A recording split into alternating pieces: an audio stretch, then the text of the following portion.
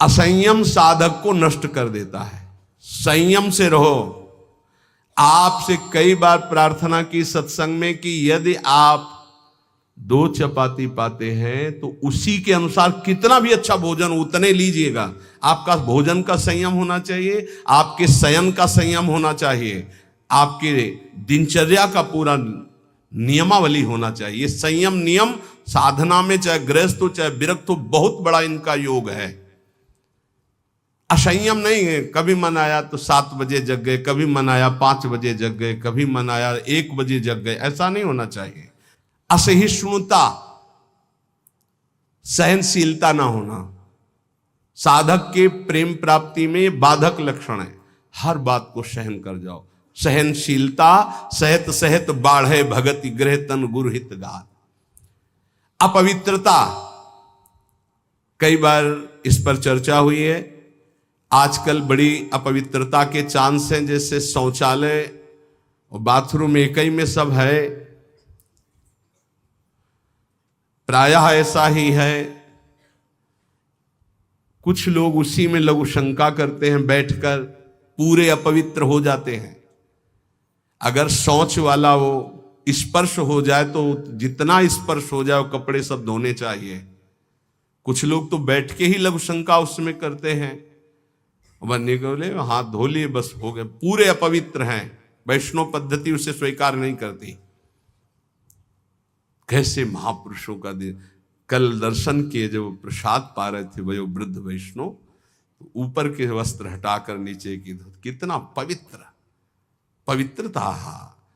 ये मुख में कुछ खाए जूठे चल रहे हो, कैसे तुम्हारा मंत्र सिद्ध होगा। खड़े खड़े लघु शंका कर ली, छिट्टी पैरों में पड़ रही, कैसे मंत्र सिद्ध होगा। बहुत सावधानी की जरूरत है। उपासक चाहे गृहस्थ हो या विरक्त हो, हर समय पवित्र रहता है। अपवित्रता ये सिद्ध नहीं होने देती, साधन को सिद्ध नहीं होने देती, ध्यान रखना। कुछ भी खाने की वृत्ति ऐसी ना रखो जो प्रियालाल को भोग नहीं लगाया आप पा रहे हैं। बाजार में खाने वाला तो साधक हो ही नहीं सकता। हम ये कह रहे हैं कि यदि आप बहुत ही गृहस्थ में हो और आपका मन कर रहा है कि भाई आज हम नमुक चीज पाए, तो आप पहले ये जांच करो कि जहां से ले रहे हो पवित्रता का विधान वहां है कि नहीं है। नहीं तो बहुत अपवित्र रहता है, आप ये अच्छे से समझ लीजिए। अब वो पदार्थ फिर लेके श्री जी को भोग लगाओ जो पवित्र हो, फिर पा लो तो चलो ठीक है। वही बाजार में खड़े खड़े खाना पीना ये साधक या वैष्णव का लक्षण नहीं है। ये भारी अपवित्रता है जो तुम्हारे भजन में बाधा पहुंचा देगी। मान लीजिए, हाथ जोड़ के कहते हैं, क्योंकि प्राय अब इस पर छूट है। पवित्रता पवित्रता बहुत सावधानी से। जैसे आप माला जप कर रहे हैं, आपको लघु शंका लगी है, तो अपनी माला को गर्दन के पीछे कहीं ऐसे फंसा लीजिए उच्च भाग में, और बैठकर लघु शंका कीजिए। जहां पानी की व्यवस्था हो या आप अपने पास पानी रखिए, फिर पवित्र होइए। अगर ऐसा है कि जल नहीं है तो रज से कर लीजिए, रज से हाथ धो लीजिए। और जब तक पानी न मिले, आचमन न कर लो, तब तक माला नहीं, ऐसे नाम जप करो। ये अपवित्रता भगवत प्राप्ति में बहुत बाधक है और लोग इसको मानते ही नहीं हैं। कोई बिरला पवित्रता का निर्वाह करता नहीं मान। कौन भ्रमण में लघु शंका के लिए कमंडल रख रहा है? अब वीआईपी पना हट जाएगा। प्रायः दंड कमंडल, साधु का प्रसिद्ध सोटा लंगोटा, ये सब प्रसिद्ध है। काछ वाच मन निश्चल राखे, धन धन जननी तेरी रे। बहुत अब प्रायः दर्शन करने वालों में ऐसे दर्शन होते हैं, हाथ में बिस्लरी की बोतल ऐसे, जैसे कोई जल चढ़ाने की गंगा जली नहीं, प्रायः बिस्लरी की बोतल ऐसे हाथ में होगी। जमाना बदलता चला जा रहा है। और या स्मार्ट मोबाइल हाथ में होगा। कोई भले आदमी तो ऐसे मिलते हैं कि मोबाइल से ऐसे वीडियो दाहिने हाथ से बना रहे हो, बाएं हाथ से ऐसे कर रहे हैं। बाएं हाथ से किसको किया जाता है जानते हो? शत्रु पक्ष को। जब राजाओं के यहां दुश्मन का दूत जाता था तो बाएं हाथ से सलूट करता था। तब पता है कि दुश्मन का दूत आया, इसलिए बाएं हाथ से करता था। तो आजकल नए बच्चे वो जानते हैं नहीं, तो मोबाइल से शूट कर रहे हैं ऐसे, बाएं हाथ से ऐसे कर रहे हैं। ये अपवित्र। भगवान के सामने या भगवत भक्तों के सामने चलो आपके हाथ खाली नहीं, वीडियो बना रहे हो तो नेत्रों से कर लो, बाएं हाथ से काहे को, दुश्मनी काहे को मोल ले रहे हो। बहुत बड़े के दरबार में हो, बहुत बड़े के पार्षद है, वो हर समय देख रहे हैं। आप क्या समझते हो हम अकेले चलते हैं? नहीं बोले 10-20 साथ चलते, नहीं, इनकी बात नहीं कर रहा। एक कदम भी ऐसा नहीं जिसमें हमारी महारानी जी न चलती हो। ये जो छोटे छोटे नवजात शिशु जो ये सब, ये जानते हो महारानी जी के प्रताप का आशीष लेने आते हैं। हमारा कुछ नहीं है, हमारे आगे आगे चलती है हमारी महारानी जी। हम उनकी दासी, उनके पीछे चलती है, आगे वो चलती है। ये जो फूल बरसते हैं ना, ये महारानी जी के चरणों में बरसते हैं। ये जो फूलों के पावड़े बिछे होते हैं ना, मेरी स्वामिनी जी के लिए। अगर ये मेरे लिए लगते ना तो कब का बंद करवा देते, आप ये भी समझ लो। मेरी महारानी जी के दर्शन के लिए कोई नाचता है, कोई रोता है, पूरी भीड़ में सैकड़ों रोते हैं, तो हम उनकी आंखों की तरफ देखते हैं कि मेरी प्रिया जी का कृपा प्रसाद इनकी, भले किसी भाव से। मेरी महारानी जी तो बड़ी रिझवार है ना, हाँ बड़ी रिझवार। कितने के अंतिम बन गए, अंतिम बन गए, समय अंतिम बन गए, क्योंकि उनको तो समझ में नहीं आ रहा है ना, वो तो केवल देख रहे हैं बाबा। लेकिन बाबा के आगे जो चल रहे हैं उनका प्रताप चल रहा है। आप समझते हो ना, किसी के आगे इतना नहीं होता जो आप देख रहे हो, ये महारानी जी के आगे होता है, किसी और के आगे नहीं होता। यहां कोई संत प्रताप उदित नहीं है, ये महारानी जी का प्रताप उदित, राधा प्रताप। जो प्रसिद्धि और पुजवाने की इच्छा रखता है उसे प्रेम प्राप्त नहीं होता। प्रेम प्राप्ति में बाधक अपनी प्रसिद्धि और पुजवाने की इच्छा नहीं। अपने इष्ट में चित्त को लगा दो तो सेवक जी महाराज कह रहे हैं, बिस्तर है सब जग बिमल कीरति, साधु संगति ना टरे, बास वृंदा विपिन पावे, श्री राधिका जो कृपा करे।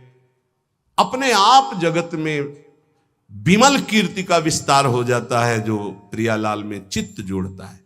अपनी पुजवाने की इच्छा, मान की चाह, ये प्रेम नहीं प्रकट होने देती। अगला, किसी से भी घृणा।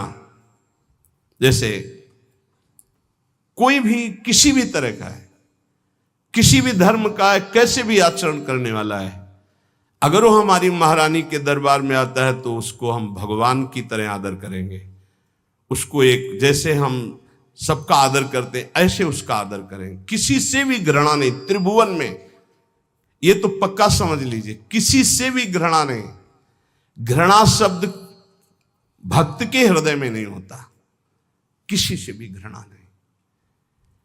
द्वेष, अजात शत्रु भक्त होता है, अगर द्वेष है तो प्रेम प्रकट नहीं हो। अद्वेष्टा सर्वभूतानाम, किसी भी संसार में एक भी से भी अगर द्वेष है, दुश्मनी है, तो भगवत प्राप्ति में बाधा हो जाएगी।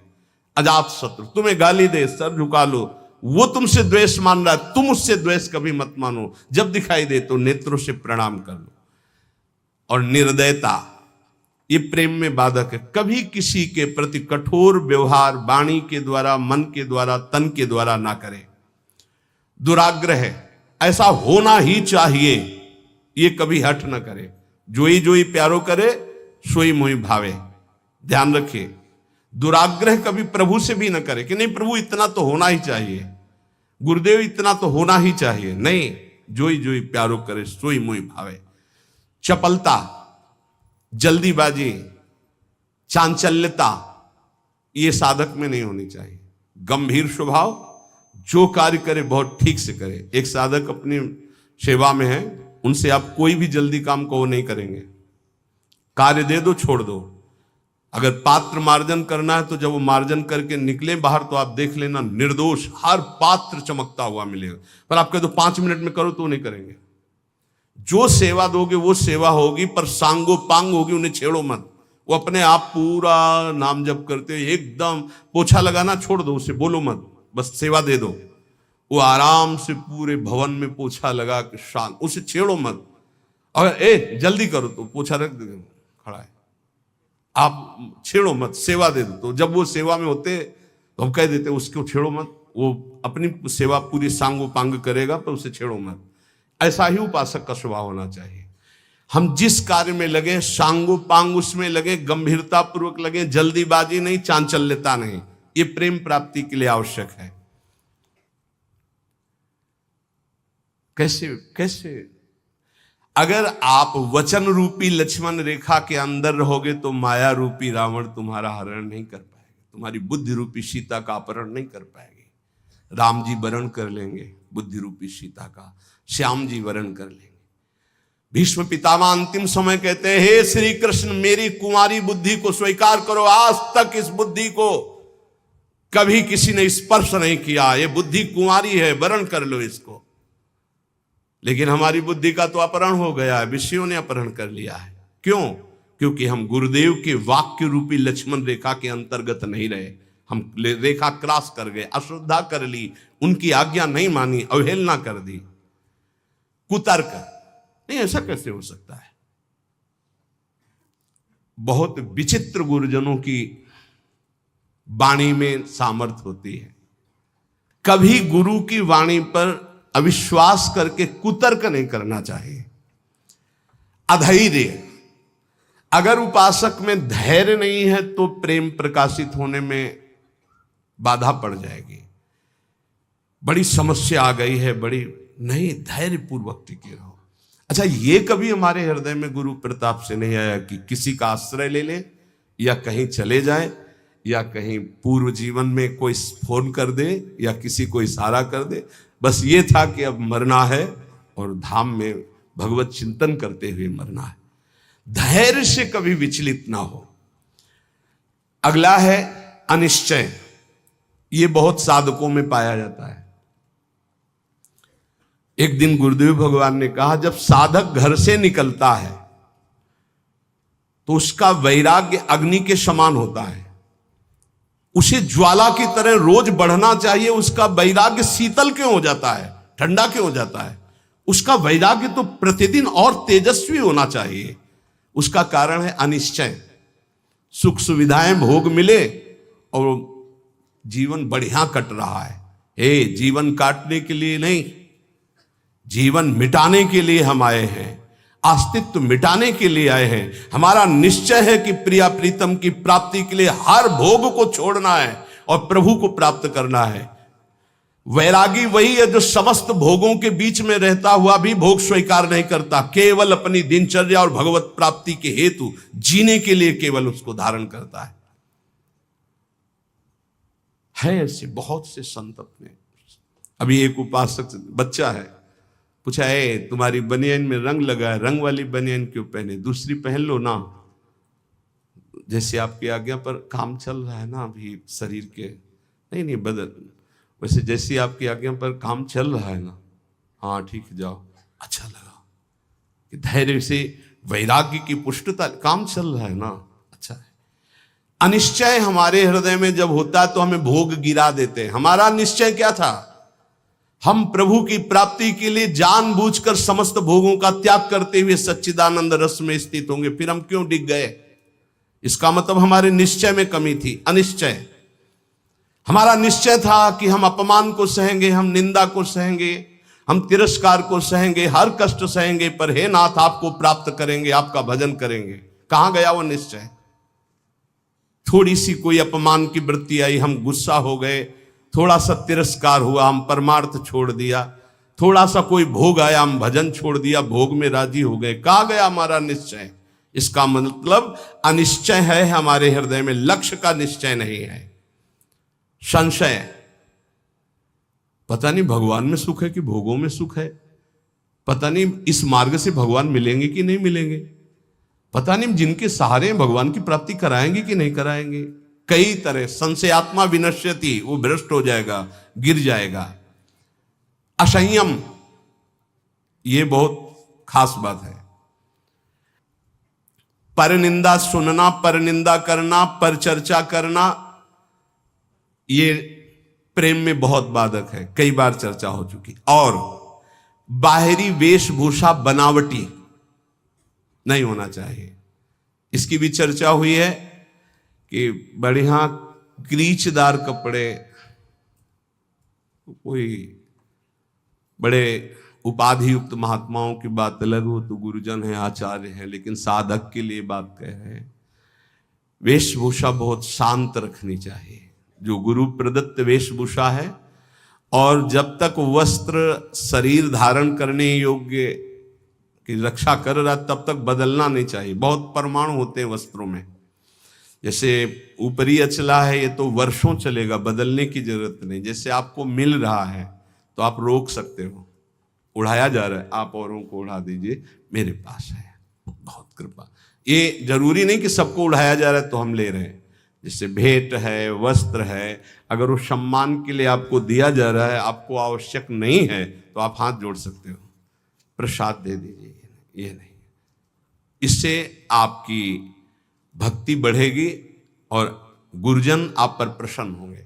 ध्यान दीजिएगा, अगर वस्त्र है और आपको उड़ाया जा रहा है तो आप ऐसे रोक दीजिए, हमारे पास दैन्यता हमारे पास है, आगे जरूरत होगी तो हम आपसे याचना कर लेंगे, जितने से काम चल जाए उतना। बनावटी बाहरी वेशभूषा और शास्त्रार्थ ये प्रेम में बाधक है। वो तो कोई विद्वान करता है, अपने लोग तो है ही नहीं, शास्त्रार्थ करने लायक क्या है। तो शास्त्रार्थ तो विद्वानों का विषय है, पर किसी भी विषय में तर्क वितर्क नहीं करना चाहिए, मौन का आश्रय लेके हट जाना चाहिए। अगला, शरीर के आराम की चाह। यहां जो लिखा है वो ध्यान, शरीर आराम तलब, ये जीवन में नहीं लेना चाहिए। कुशासन में लेटते थे पूरे वृंदावन में, कुशासन कभी नहीं। ये जो पूर्व में जानते हैं, बिजली कटी हुई जीवन था, बिजली नहीं, सीधे प्रकृति का वार्ष हो और हरिशरणम हरिशरणम। और मनोरंजन बोले 4-5 घंटे तो सत्संग और वाणी पाठ हो गया है।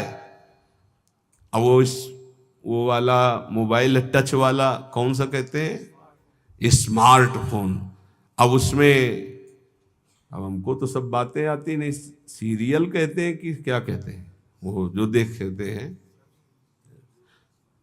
हाँ उसमें करके सीरीज है, सीरीज, हाँ वही। अब एकांत में मनोरंजन सीरीज में देखोगे, आजकल की जो है ना, पहले रामायण महाभारत जैसे, अब ऐसी सीरीज है कि आपके भजन को नष्ट कर देंगे, आपके चिंतन को नष्ट कर देंगे। इसलिए प्रार्थना है कि जितने भी साधकों के पास, वैसे तो सबके पास है नहीं जो सेवा में है, और जो भी गृहस्थ जन है, ऐसी चीजें मत देखो जो आपके भजन में बाधक हो। अगला है कुसंग। ये भजन करते हुए प्रेम नहीं उत्पन्न होने देंगे।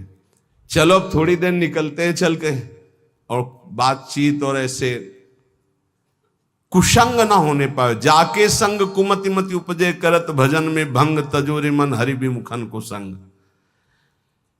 साधना के प्रतिकूल साहित्य का स्वाध्याय करना। आपकी साधना है प्रेम के प्रतिकूल स्वाध्याय करना, प्रतिकूल सत्संग सुनना। प्रतिकूल भी सत्संग होता है, हाँ। अब हमारा चल रहा है दासो हम का, हमें सुनाया जाए, हम ब्रह्मास्मि का, तो प्रतिकूल तो हो ही गया। इष्ट मिले और मन मिले, मिले भजन रस रीति, तहां निसंग कोहे मिलिए, तासो की जय प्रीति। गुरुजनों का तिरस्कार कर देना, ऐसा होता है। कौन बार बार खड़ा होए, इनको तो 10 बार आना है आए। गुरुजन चाहे 100 बार पधारे, 100 बार प्रणाम, 100 बार खड़े हो गए, ये आराधना है। अरे तो बोलते रहते हैं, रोज ही प्रवचन करते हैं, क्या क्या माने। एक ने हमसे कहा कि महाराज जब वैराग्य का प्रवचन करते हैं तो गद्दा वद्दा निकाल के बाहर फेंक देते, और जब आश्रय का प्रवचन करते तो फिर गद्दा अंदर लग जाते हैं। बताओ चले कौन, वैराग्य वाला कि आश्रय वाला? तो तुम हो किसके, आश्रय के कि वैराग्य के? बस यही समझना है। गुरुजनों के वचनों पर अविश्वास, भजन जो संख्या दी गई उसमें लापरवाही।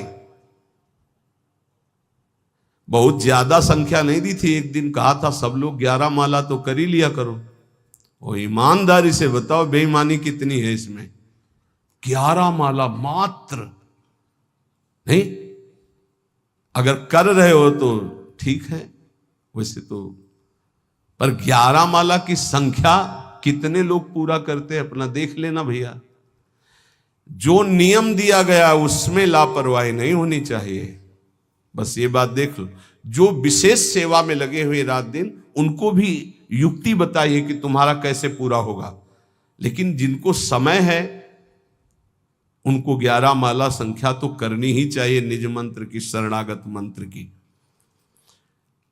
और लक्ष्य के प्रति लोभ ना बढ़ा करके धन के प्रति लोभ आ जाना भगवत प्राप्ति, प्रेम प्राप्ति में बड़ा बाधक है। या साधन करते हुए अहंकार आ जाना, ये भी भगवत, साधन ठीक चल रहा है सब, लेकिन अहंकार आ गया तो भगवत प्रेम नहीं होगा। जो वैराग्य मार्ग में है, ब्रह्मचर्य का खंडन करना, या गृहस्थ में संयम युक्त गृहस्थ धर्म का सेवन ना करना। विपत्ति आ गई तो घबरा करके परिवार वालों की शरण में चले जाना विरक्त के लिए। विपत्ति आ गई तो भगवान का आश्रय छोड़कर किसी धनी मानी की बात शरण में चले जाना। चाहे गृहस्थ हो चाहे विरक्त, भगवान के सिवा अन्य आश्रय नहीं। नरसिंह मेहता, प्रहलाद जी, मीरा जी, बड़े बड़े भक्तों के चरित्र पढ़ो, किसके पास गए? हरिः शरणम हरिः शरणम, हर विपत्ति नष्ट। हरि स्मृति सर्व विपद विमोक्षणम, बड़ी बड़ी विपत्तियां भगवान की स्मरण से नष्ट। सही औषधि हर विपत्ति नाश करने के लिए भगवत गुणगान, भगवन नाम जप, अलौकिक चमत्कार, बिना किसी फोन के हर समस्या का। हरि स्मृति सर्व विपद विमोक्षणम, मान लीजिए आप, किसी की तरफ मत झांकिए, केवल प्रभु की तरफ देखिए तो कुछ बिगड़ ही नहीं सकता। 5 वर्ष के प्रहलाद जी क्या बिगाड़ लिया त्रिभुवनपति हिरण्यकश्यप ने, पर हमारा विश्वास काम नहीं करता।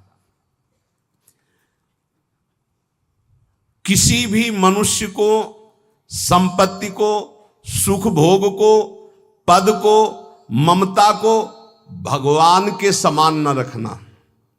अपने इष्ट की समानता में किसी को न रखना। कैसे समझोगे कि हमने इष्ट की समानता में किसी को नहीं रखा? किसी व्यक्ति के मिलने पर, वस्तु के मिलने पर, भोग सामग्री के मिलने पर, पद मिलने पर यदि भगवान भूल गए तो वो भगवान से बढ़कर वस्तु हो गई, भगवान छोटे हो गए। अगर भगवत स्मरण चल रहा है तो फिर किसी को नहीं रखा भगवत स्मृति के समान। अब आप देख लीजिए, छोटी छोटी बातों में भगवत स्मरण छूट जाता है तो भगवान छोटे हो गए और वो भोग सामग्री, वो व्यक्ति बड़ा हो गया। आगे कह रहे हैं, जो भारी व्यवस्था धर्म प्रचार के चक्कर में पड़ जाता है, प्रेम प्राप्ति दुर्लभ हो जाती है, वो लक्ष्य को भूल जाता है।